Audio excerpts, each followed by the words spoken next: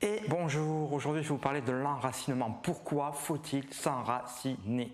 Alors c'est pas compliqué, hein. On est sur Terre, on est sur une planète, on est sur de la Terre, on est sur de la matière. Et nous sommes sur Terre incarnés, nous sommes dans de la chair aussi qui est aussi de la matière. Donc nous ne sommes pas que de la matière, je vous l'accorde, mais effectivement nous sommes faits de matière et notre raison sur Terre, ça sera aussi de nous matérialiser, de créer et de créer des choses plutôt concrètes. Donc la difficulté que l'on a, c'est de rester dans cette incarnation et de rester dans notre corps, n'est-ce pas, et de rester connecté à cette terre, d'où la nécessité de s'enraciner. Sinon, qu'est-ce qui se passe? Eh bien, qu'est-ce qui se passe? Il peut y avoir des personnes qui peuvent être toujours un peu dans leur tête, un peu dans quelque chose qui n'est pas réel, qui n'est pas concret, qui va être quelque chose plutôt de l'ordre de la pensée, de l'imagination, du rêve, pourquoi pas aussi, et donc ça va être quelque chose qui n'est pas réel, qui n'est pas encore réel. Alors des fois c'est important, avant de rentrer dans du concret, il faut penser, réfléchir, ça c'est une fonction normale, mais si on est dans un mode tout le temps un peu planant, vous voyez, avec toujours un peu dans une espèce de rêve et de pensée, qui partent des fois très très loin, eh bien qu'est-ce qui se passe? Il se passe que tout simplement on n'est pas ici et maintenant, on n'est pas concrètement incarné, on est dans nos pensées.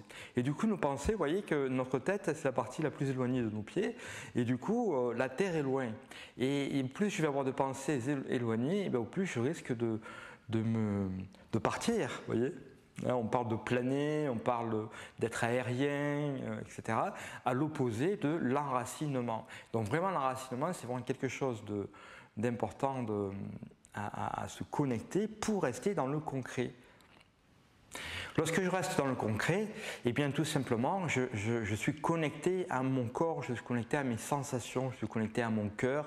Il est beaucoup plus facile pour moi de savoir ce qui est juste ou pas pour moi dans ma vie, dans mon quotidien. Voilà. Donc ça déjà, ça permet d'avoir une meilleure connexion à soi, une meilleure connexion à son corps et à notre matière. Et bien sûr, cette connexion-là va aussi passer par la terre, avoir les pieds sur terre et la tête sur les épaules. Ça ne nous empêchera pas d'imaginer, de créer tout ce qu'on a envie de créer, mais l'idée c'est de rester bien les pieds sur terre. Dans la pratique du Qigong aussi, il est très important de s'enraciner. De s'enraciner, c'est créer une connexion vers le bas, de faire une connexion dans nos jambes et qui nous permettra de faire circuler les énergies du haut en bas. Très souvent, les énergies restent souvent en haut. Nous sommes une société, on va dire plutôt yang, très active, vous voyez. On est tout le temps en train de penser, de réfléchir et on est tout le temps en train de se projeter dans le futur et de vouloir un certain nombre de choses. Mais en fait, on n'est pas vraiment présent à ce que l'on vit parce qu'on est tout le temps dans la projection. Donc l'idée c'est de nous ramener dans notre instant présent pour diminuer et arrêter ces pensées. Dans la pratique du Qigong, du coup, ça va créer des énergies plutôt hautes avec des énergies qui ont du mal à redescendre. Et du coup, c'est là qu'il peut y avoir effectivement des désordres énergétiques qui pourront être causés au niveau de l'énergie du feu, du cœur par exemple, mais aussi dans notre tête et au niveau de la psyché. Donc c'est vraiment important de s'enraciner pour qu'effectivement cette énergie qui a tendance à trop monter dans notre société, bien qu'on la ramène vers le bas.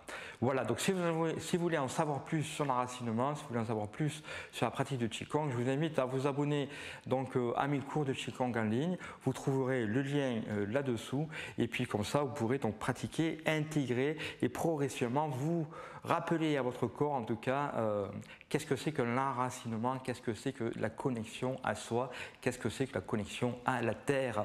Voilà, merci beaucoup, belle journée et à très bientôt.